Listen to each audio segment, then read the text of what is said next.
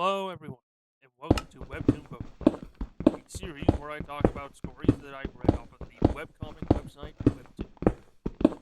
For those of you who might not be familiar with Webtoon, it is a Korean-based website that specializes in graphic novels, where artists can just make the stories that they would like, and they can share it for everybody to read. Stumbling over my words, great start. But but as the series goes on, you may notice that I'll cover stories that are mostly listed in originals for those of you who are familiar with the site. And those of you who might get interested to read the stories will come to see. The reason is because, what is originals, it's part of what Webtoon is. That was the dumbest sentence I've ever seen. Webtoons can basically be broken up into two parts: originals and Canvas. Canvas is basically a test area where people can go on and make stories that they would like others to read, but they don't get from it. But it is an area where those at Webtoon can discover their stories and make it into an original, so basically they get hired as a more or less permanent artist. Usually those who do get their stories turned into original do tend to be more permanent artists, and stories that they really put on out will usually be an original as well that they can earn revenue from. But the reason I'll be covering stories that are both in originals and on Canvas is because those you would be familiar with the Canvas section, there's a lot of stuff there that's unfinished or still ongoing, and it's stuff that is perpetually ongoing. There is stuff there that is completed, and I may cover those things. Well, I'll cover the ones that I read. That's the thing. But with all that said, enough jabbering about. Today's story is going to be After Death, and this really isn't much of a story more than it is a collection of tales about people dying and then sharing their life stories with God,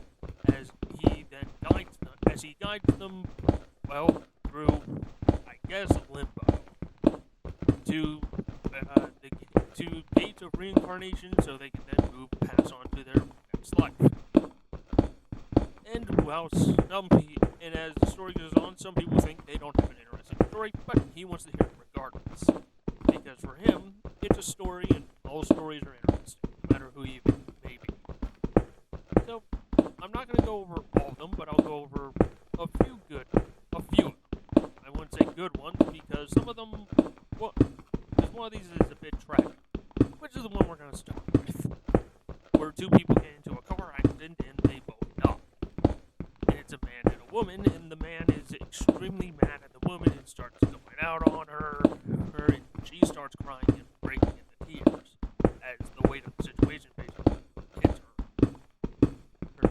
God isn't too happy with how the man is acting, so basically gives him a bit of a talking to, which calms the man down a bit, but not entirely.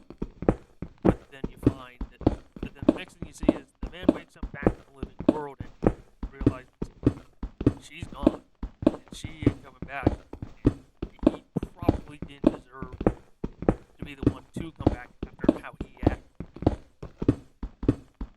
But moving on from that downer, we have a story about a man who simply tells about his life. Nothing too exciting, simple, basic life. Met a girl, got married, had a happy life with her, and now he's dead. But in the next episode, we see an old woman die, who tells a similar story, and at the end, we find the old man sitting on a rock, waiting for her so they can both go through together. In a third story, there's 7 friends that basically spend their entire lives with each other, just being buds for their entire life. But this story is presented in pictures. In those pictures, there's one person is gone each time, showing that as time went on, while they all stayed friends, not all of them made it all the way through. When the last one finally dies, there's all 7 of them waiting, so they can take one last picture together before going. And that's where I think I'm going to leave. There's a lot of tales in this story, and there's some to share. But I think you guys might get the picture from that. It's simply not just wanting to hear people's stories.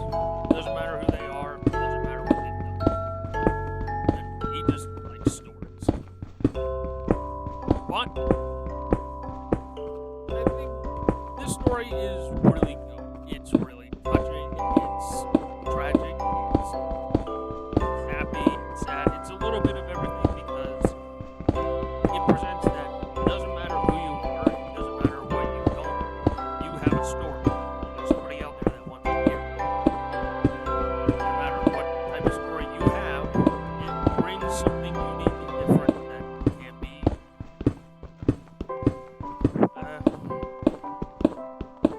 it brings something different that somebody may want to listen to and find interesting.